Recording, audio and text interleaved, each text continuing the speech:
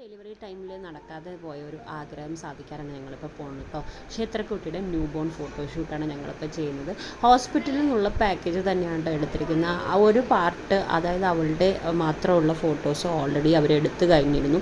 ഇപ്പോൾ അടുത്ത ഒരു സെക്ഷൻ, അതായത് ഫാമിലി ആയിട്ടുള്ള പാക്കേജിന് വേണ്ടി എടുത്ത പാക്കേജിൻ്റെ ഫോട്ടോസ് എടുക്കാൻ വേണ്ടി 1 വീക്ക് കഴിഞ്ഞിട്ട് ഞങ്ങൾ പോയിക്കൊണ്ടിരിക്കുകയാണ്.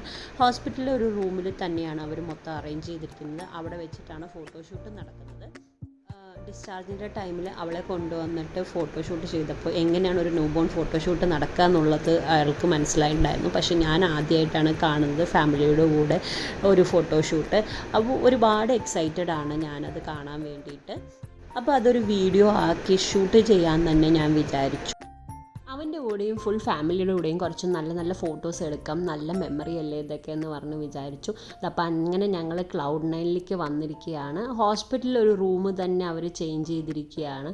അപ്പോൾ ഹോസ്പിറ്റലിൽ ഡെലിവറി കഴിയുന്നവർക്കൊക്കെ ഒരു കോംപ്ലിമെൻ്ററി ഈ ചെറിയ സൈസിലുള്ള ഒരു ഫോട്ടോ അവർ മോളുടെ മാത്രം, മോളോ മോൻ്റെ ആരുടെയാണെന്ന് വെച്ച് കഴിഞ്ഞാൽ ന്യൂ ബോൺ ബേബിയുടെ ഫോട്ടോസ് എടുത്ത് കഴിയും. ബാക്കിയൊക്കെ നമ്മൾ സെലക്ട് ചെയ്യുന്ന പോലെ ഇരിക്കും. നമുക്ക് പാക്കേജ് വേണമെങ്കിൽ പാക്കേജ് എടുക്കാം. അങ്ങനെ എടുത്തൊരു പാക്കേജാണത്. നോക്കി എന്ത് കംഫർട്ടബിളായിട്ടാണല്ലേ അവർ ആ കൊച്ചിനെ ഒരു കോഴിമുട്ട സൈസിലാക്കി വെച്ചിരിക്കുന്നത്. അവൾ നല്ല ഉറക്കമാണ്, കാണാനും എന്ത് രസമായിരുന്നു എന്നറിയാം. അങ്ങനെ ആദ്യം എൻ്റെ കൂടെ കുറച്ച് ഫോട്ടോസ് അവരെടുത്തു. സത്യം പറഞ്ഞു കഴിഞ്ഞാൽ ഡെലിവറി കഴിഞ്ഞ് 1 വീക്ക് കഴിഞ്ഞിട്ടേ ഉണ്ടായിരുന്നുള്ളൂ. കുറേ നേരം നിന്നപ്പോൾ കുറേ ടയേർഡായി തോന്നിയിട്ടുണ്ടായിരുന്നു, ട്രാവലൊക്കെ ചെയ്തിട്ട്.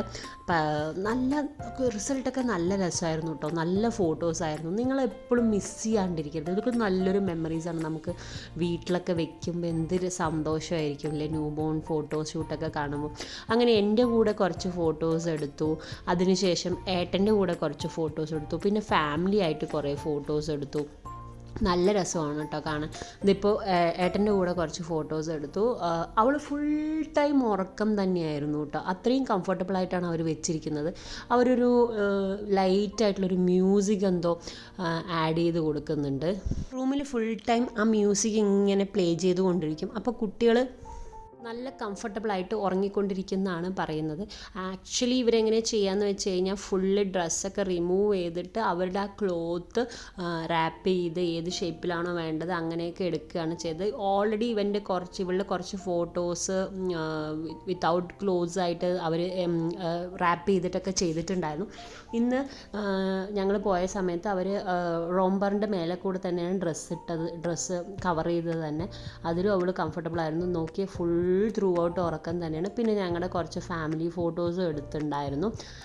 അത് കഴിഞ്ഞിട്ട് ഇവൻ്റെ കൂടെ കുറച്ച് ഫോട്ടോസ് എടുക്കണമെന്നുണ്ടായിരുന്നു. ഓൾറെഡി മോൻ്റെ കൂടെയും കുറച്ച് ഫോട്ടോസ് എടുത്തിട്ടുണ്ടായിരുന്നു. ശ്രീയാൻ്റെ കൂടെ എടുത്ത ഫോട്ടോസ് കണ്ടിട്ടാണ് സത്യം പറഞ്ഞു കഴിഞ്ഞാൽ ഞങ്ങൾക്ക് ഇവർ കൺഫ്യൂസിങ് ആയിരുന്നു. വന്ന് ഞങ്ങൾ ചോദിച്ചപ്പോൾ ഞങ്ങൾ ഡിസ്ചാർജ് സമയത്ത് ഒരു ഫോട്ടോ സെലക്ട് ചെയ്യാൻ വേണ്ടിയിട്ട് ബ്യൂട്ടിഫുൾ ആയിട്ടുള്ള 150 ഫോട്ടോസ് കാണിച്ചപ്പോൾ അവളുടെ ഞങ്ങൾക്ക് സത്യം പറഞ്ഞാൽ എല്ലാം വേണമെന്നുള്ളൊരു ആഗ്രഹം ഉണ്ടാവില്ലേ, ആ രീതിയിലാണ് ഞങ്ങൾ പോയത്. അതുകൊണ്ടാണ് ഞങ്ങൾ ഈ പാക്കേജ് എടുക്കാൻ തന്നെ ഏട്ടൻ പോയത്.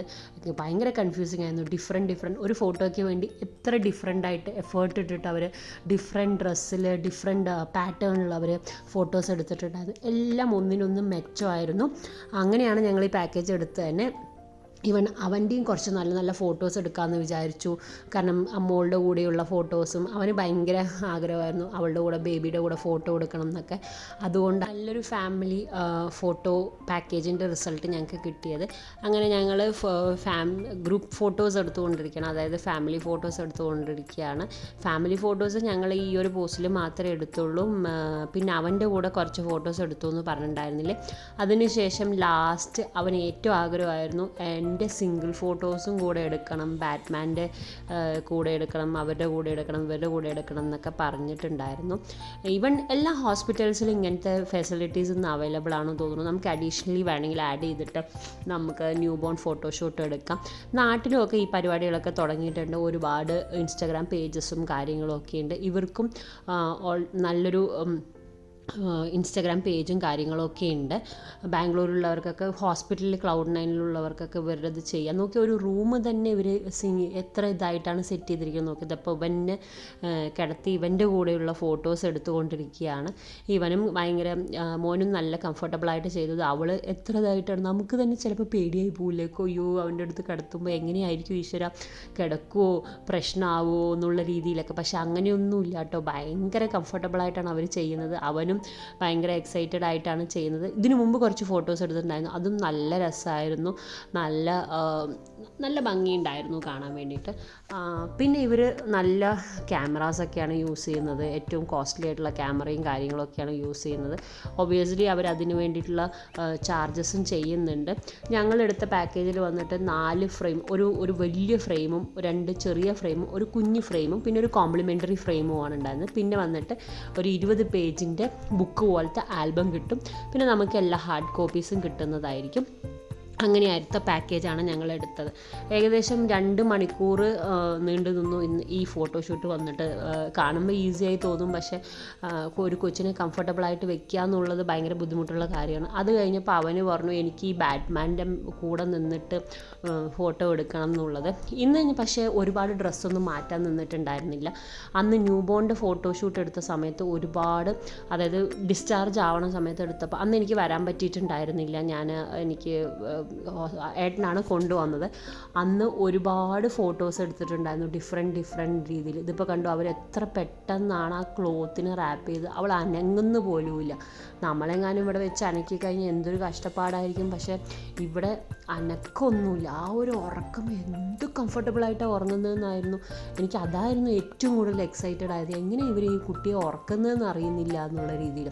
അങ്ങനെ അതിനുശേഷം അടുത്ത ഫോട്ടോസ് എടുക്കുന്നത് അവൻ്റെ കൂടെയുള്ള ഫോട്ടോസ് എടുത്തുകൊണ്ടിരിക്കുകയാണ്. അപ്പോൾ എനിക്ക് തോന്നി എങ്ങനെയാണ് ഈ ഫോട്ടോസൊക്കെ എടുക്കുന്നത്, കംഫർട്ടബിളായിട്ട് ഇവർ നോക്കി എന്ത് എഫേർട്ടാണ് ഇടുന്നത്. കുട്ടികളെ എടുത്ത് ഫോട്ടോ എടുക്കുക എന്നുള്ളത് ഏറ്റവും ബുദ്ധിമുട്ടുള്ള കാര്യമാണ് കേട്ടോ സത്യം പറഞ്ഞു കഴിഞ്ഞാൽ. കുറച്ചും കൂടെ കഴിഞ്ഞ് കഴിഞ്ഞാൽ അവർ കരഞ്ഞു കഴിഞ്ഞാൽ എന്ത് ബുദ്ധിമുട്ടായിരിക്കും. കരഞ്ഞു കഴിഞ്ഞാൽ ഉറക്കിയിട്ടൊക്കെ ചെയ്യുന്ന ആൾക്കാരൊക്കെ എത്ര പേരുണ്ടാവുമല്ലേ.